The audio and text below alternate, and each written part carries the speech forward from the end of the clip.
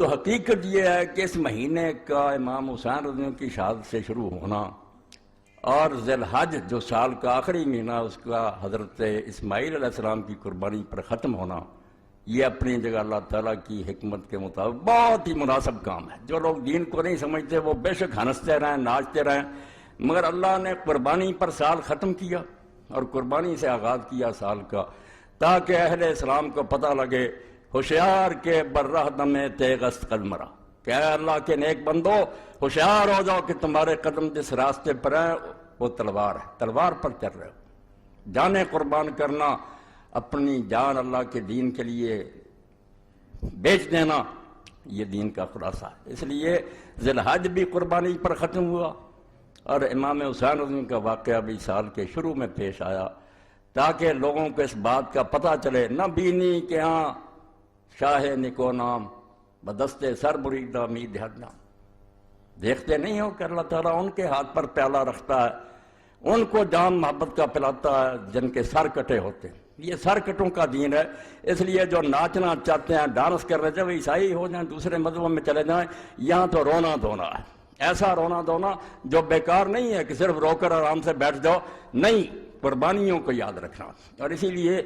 یہ رسالہ علم و آگی جو آیا اس مہینہ کا، اس میں بھی مولانا ابوالکلام آزاد رحمۃ اللہ علیہ کا حوالہ دیا۔ بس میں ابتدا میں وہ بات آپ کی خدمت میں عرض کر دینا چاہتا ہوں۔ فرماتے ہیں حضرت حسین علیہ السلام کا واقعہ کوئی شخصی واقعہ نہیں ہے، کوئی نہ سمجھے نہ میرے خطبے سے کہ کوئی بات تھی جو میں سنا رہا ہوں، کوئی کسی ایک آدمی کا قصہ نہیں ہے کہ کوئی شخص تھا جو مارا گیا۔ اس کا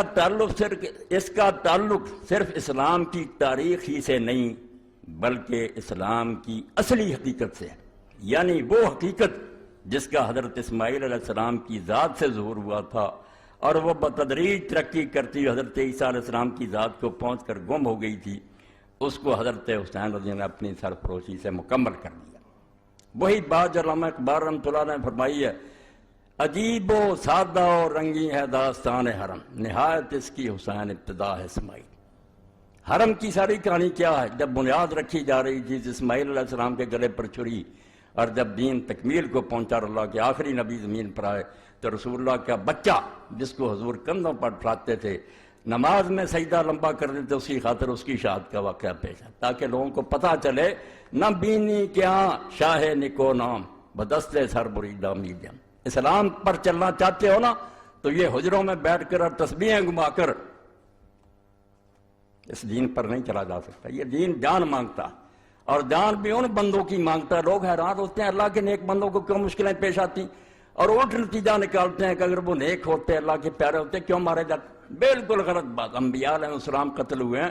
حالانکہ دیکھنے کی بات یہ ہے کہ آپ جب قربانی دیتے ہیں تو قربانی کے لیے وہ جانور تلاش کرتے ہیں جو بے عیب ہو، بے عیب جانور۔ تو ہمارے چھانٹنے میں تو غلطی ہو سکتی ہے، مگر جو قربانی اللہ اپنے لیے پسند کرتا، انبیاء علیہ السلام اور صالحین کی، وہ نیک لوگوں کی در مسلخ عشق جز نکورانا کشند، عشق کی قربان گاہ میں سوائے اچھے اور نیک لوگوں کے کوئی ذبح نہیں ہوتا۔ یہاں جو کہتا نا ذبح ہو جانا کوئی عیب ہے، یہ توہین ہے، یہ شکست ہے، جھوٹا ہے۔ یہی تو اصل قربان گاہ ہے کہ اللہ کی راہ میں جان دے دی، اللہ کو خوش کر دی۔ در مسلخ عشق جز نکورانا کشند،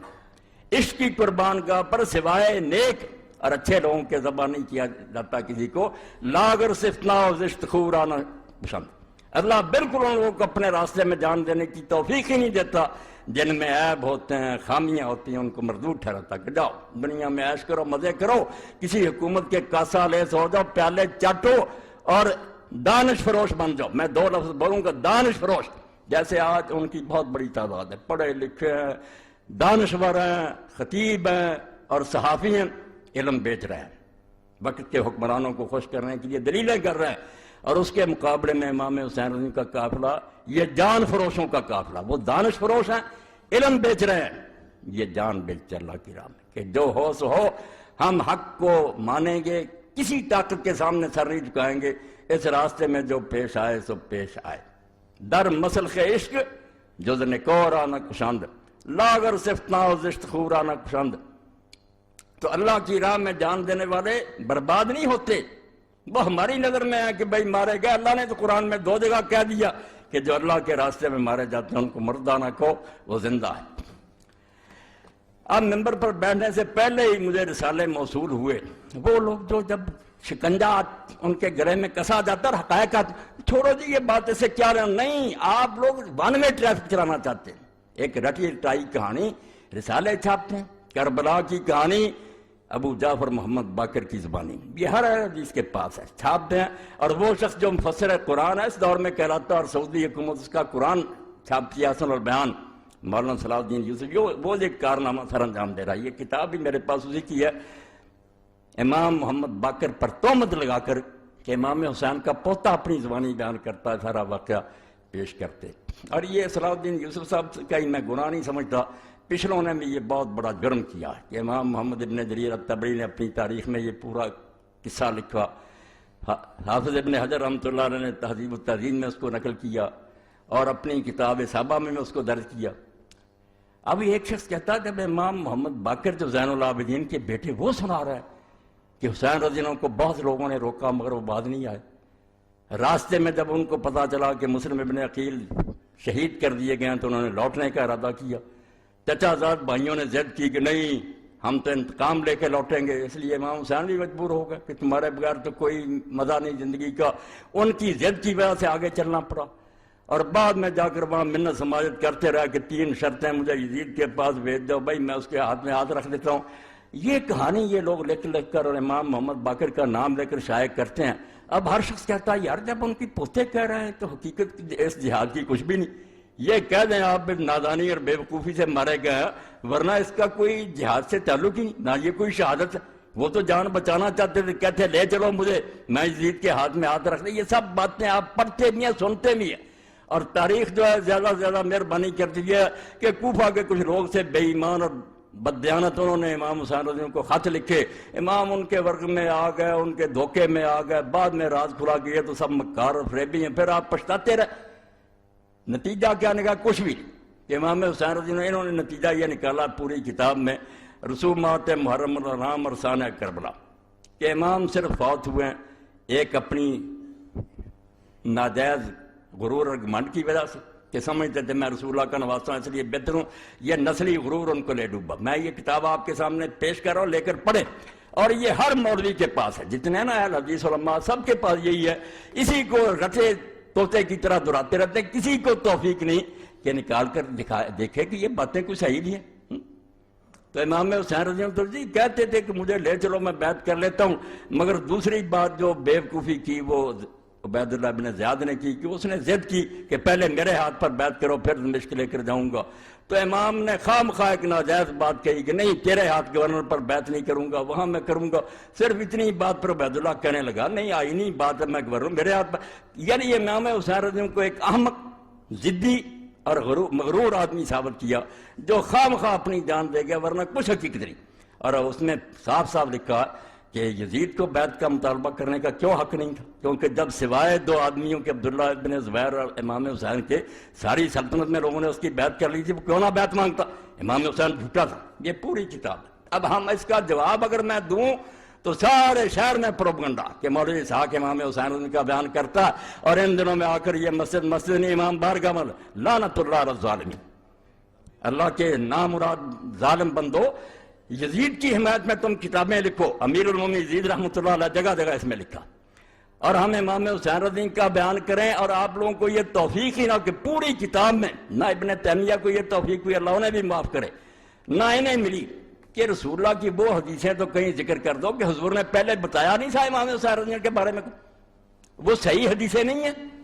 ان کو چھوتے تک نہیں، خطبے ہو رہے ہیں، کتابیں لکھی جا رہی ہیں، نہ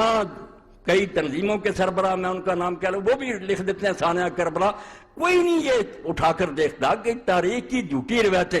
یہ جو میں نے لکھ دیا کہ محمد باقر رحمۃ اللہ علیہ کی زبانی، اس کے بارے میں تو آپ سمجھ لیں کہ جہاں جہاں یہ لکھی ہے بالکل جھوٹ کا پرندہ،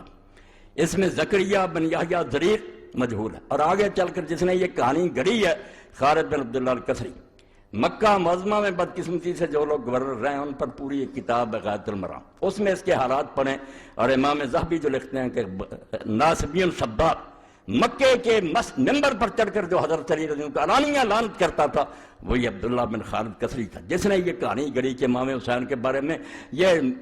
بات پھیلا دو کہ وہ تو واپس آنا چاہتے تھے، وہ تو یہ شرطیں پیش کرتے تھے، انہیں تو لوگ روکتے تھے۔ میں کہتا ہوں اس جھوٹے اور حضرت علی رضی اللہ عنہ پر لعنت کرنے والے کسی والے آؤ کہیں دنیا سے کوئی کتاب جس میں یہ آتا ہے کہ امام حسین رضی اللہ عنہ واپس آنا چاہتے تھے۔ خود یزیدی اور بنو امیہ کا گورنر کہانی گڑے اور امام محمد باقر کی ذمہ لگا دے، اور تم اس کو یہ شائع کرو کہ کربلا کی کہانی محمد باقر کی زبانی۔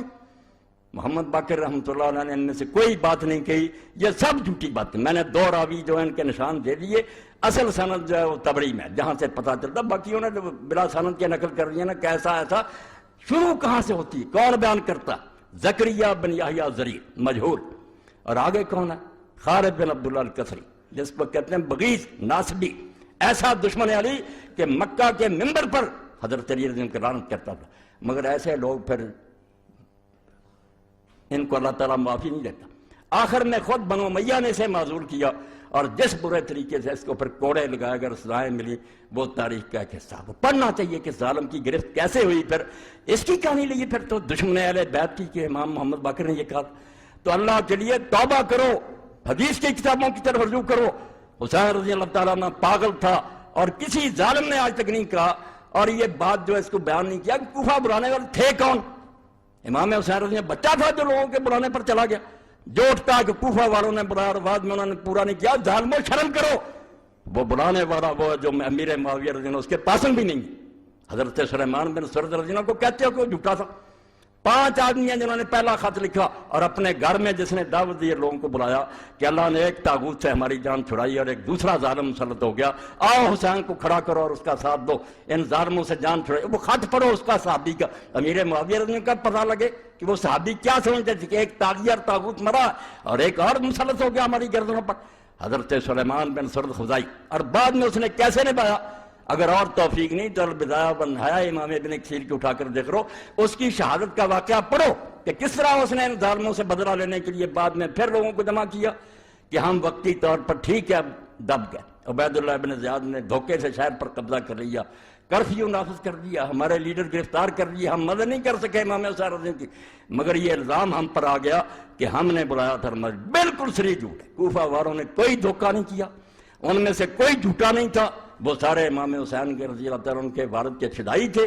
اور حضرت سلیمان ابن سرد رضی اللہ صحابین جلیلا نبیذا فاضلا، جن کی شہادت کے واقعات لکھا اور امام نے لکھا کہ شہید ہو گیا اللہ ان پر بے شمار رحمتیں کرے، اس کو ظالموں بدنام کرتے کہ جھوٹا تھا اور بلا دیا تھا، بدلہ لینے کے لیے اٹھا۔ اس تحریک کو توابون کی تحریک کہتے ہیں۔ 4000 آدمی کربلا میں گئے، امام حسین رضی اللہ عنہ کی خبر پر عہد کیا کہ یا بدلہ لیں گے ان ظالموں سے یا اپنی جانیں دے دیں گے۔ عبید اللہ زیاد کے ساتھ پھر مار گئے، بیچارے مارے گئے، شہید ہو گئے۔ بعد میں بدلہ جس کی قسمت میں تھا، مختار ابن ابی بیضہ سکھی، اس نے ایک ایک کا صفایا کیا، شمر اور ابن زیاد سارے جتنے اس کے ہاتھ سے مارے گئے۔ مگر یہ حضرت سلیمان ابن سرد اور ان کے ساتھی جتنے بلانے والے تھے یہ عین البردہ کے مقام پر شہید ہوئے، اپنی جانیں انہوں نے دے دی، اپنا وعدہ نبھا دیا۔